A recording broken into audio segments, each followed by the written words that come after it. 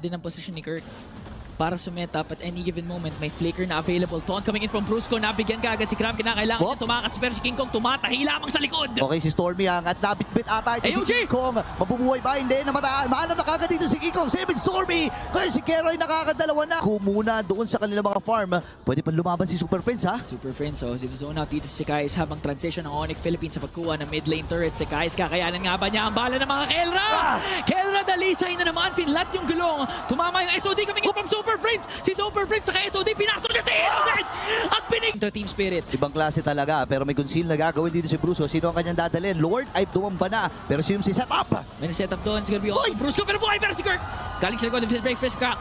Yung sa papalayo ngayon, hinapon na naman ni King Kong. At kahit maraming kills, hindi nagtatranslate sa objective takedowns eh. Kaya wala silang nakuwang kahit anong to. Isa pa lang doon sa taas, pero tumama na yung Tsunami Slam coming in from yun. Sabang si Brusco, sinuzone out si Innocent. Unang mawawala si Stormy. Si Kais naiipit na naman sa gitna. Kelra low. SOD tumama. Innocent nakikipag 1v1 doon kay Brusco. Mukhang mabibigyan nga niya, pero nakadash out pa. At 80 palabas. Habang si Crab naman naipit. At binigyan na naman ni King Kong. Tumahin na naman doon. That's gonna be 2 members down. He wants to go for more. Kais, kakayanin nga! Tatapusin na ata nila! May kusin na ginawa dito ng SRG OG. It's gonna be Yoms versus Innocent. Super Friends na naman nag-SOD para habulin doon si Innocent sa likod. Yoms ang flicker out na. Napakasakit na ng bawat member ng Onyx Philippines.